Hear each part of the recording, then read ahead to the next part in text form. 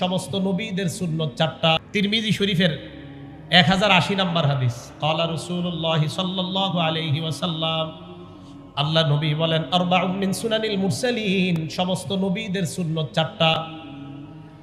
দুনিয়ার মধ্যে যত নবী রাসূল সবার সুন্নত হলো চারটা। সামনে ওলামারা ছাড়া অন্যরা বলেন তো সমস্ত রাসূলের সুন্নত কয়টা? আরো জোরে। 1 নাম্বার আল হায়া, লজ্জা। 1 নাম্বার আল হায়া, লজ্জা। এই হাদিস নিয়ে আমি ভাবি যে সব রাসূলের সুন্নত চারটা, 1 নাম্বারটাই লজ্জা।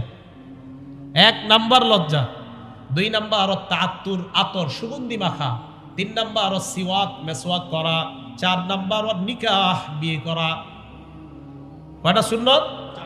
ওলামায়ে কেরাম ছাড়া অন্যরা বলেন 1, 2 আতর, 3, 4 বিয়ে করা। মনে থাকবে তো?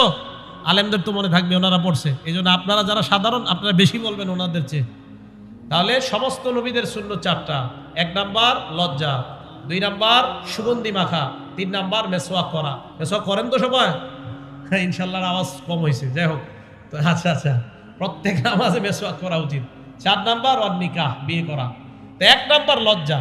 লজ্জাশীলতার গুণে আল্লাহ সকলকে গুণান্বিত হওয়ার তৌফিক দান করেন। 10, যেই জিনিসের লজ্জা যত বেশি হয় এই জিনিসের সৌন্দর্যতা তত বেড়ে যায়। মন দিয়ে শুনবো।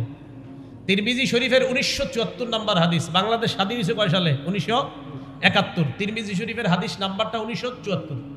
মনে রাখা সহজ না? 1974। বাংলাদেশ স্বাধীন হয়েছে 1971, আর বলবেন তিরমিজি শরীফের হাদিসটা 1974। এই হাদিসে নবীজি কি বলে দেখেন। ক্বালা রাসূলুল্লাহ সাল্লাল্লাহু আলাইহি ওয়াসাল্লাম, আল্লাহ নবী বলেন, মা কানাল ফুহশু ফি শাইইন ইল্লা শানা, যেই জিনিসের মধ্যে নির্লজ্জতা, বেহায়াপনা যত বেশি, ওই জিনিসের গন্ধ, ওই জিনিসের ময়লা তত বেশি বেড়ে যায়।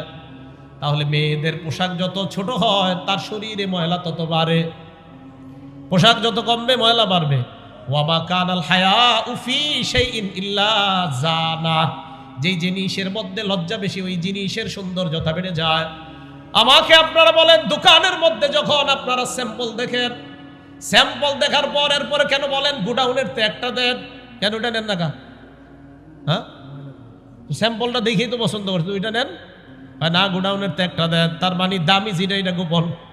দামিটা সবাই বলেন দামি। বলেন তো আসমান জমিনের মাঝে সবচাইতে দামি কে? সবচাইতে দামি কে? দেখি ওই যে দামি জিনিস গোপন থাকে। হ্যাঁ, আল্লাহ সবচেয়ে দামি তাই গোপন। আল্লাহ সবচেয়ে দামি তাই গোপন। হ্যাঁ, দেখবো আমরা জান্নাতে ইনশাআল্লাহ। তো এখান থেকে কি বোঝা যায়? দামি জিনিস গোপন থাকে। এবার আমি আপনাদেরকে বলবো দুনিয়ার সবচাইতে শ্রেষ্ঠ একটা সম্পদের কথা বলবো। তাহলে বলেন তো সবচেয়ে শ্রেষ্ঠ জিনিসটা কি গোপন থাকা দরকার না প্রকাশ? সবাই বলেন, এটা কি যত্ন করা দরকার না খোলামেলা রাখা দরকার? আমি আবার বলছি, দুনিয়ার শ্রেষ্ঠ একটা সম্পদের কথা বলবো। এই শ্রেষ্ঠ সম্পদটা কি যত্ন করা দরকার না খোলামেলা রাখা দরকার? মুসলিম শরীফ হাদিস নাম্বার 3535, 3535, 3535। ক্বালা রাসূলুল্লাহ সাল্লাল্লাহু আলাইহি ওয়াসাল্লাম, আল্লাহ নবী বলেন, আদ-দুনিয়া মাতা, পুরা দুনিয়াটা ভোগের জায়গা। ওয়া খায়রু মাতা'id দুনিয়া আল মারআতুস সালিহা, এই দুনিয়ার মাঝে সবচেয়ে শ্রেষ্ঠ সম্পদ হলো একজন নেককার নারী। সুবহানাল্লাহ। আমি বলবো, আপনারা উত্তর দিবেন। বলেন তো দুনিয়ার শ্রেষ্ঠ সম্পদ নেককার নারী। দুনিয়ার শ্রেষ্ঠ সম্পদ, দুনিয়ার শ্রেষ্ঠ সম্পদ। তাহলে এটাকে আমরা যত্ন নিব নাকি খোলামেলা রাখবো? দামি আল্লাহ গোপন থাকে, তাই দামি নারী তাকেও আমরা গোপন রাখবো। সুবহানাল্লাহ। দামি জিনিস গোপন রাখতে হয়, এটাই উসুল। প্রয়োজনে প্রকাশ করা। এই জন্য মেয়েকে যেদিন দেখবে ছেলে আইসা দেখা যায়, মেয়ের স্বামী মেয়েটাকে দেখা যায়। আল্লাহ আমাদের সকলকে কোরআন সুন্নাহ, নিজের মন মতো না বরং কোরআন সুন্নাহ যেইভাবে নবী আসলে আমাদেরকে বুঝাইতে যাচ্ছে ওইভাবে যেন আমরা বুঝতে পারি, আল্লাহ তৌফিক দান করেন। আমিন।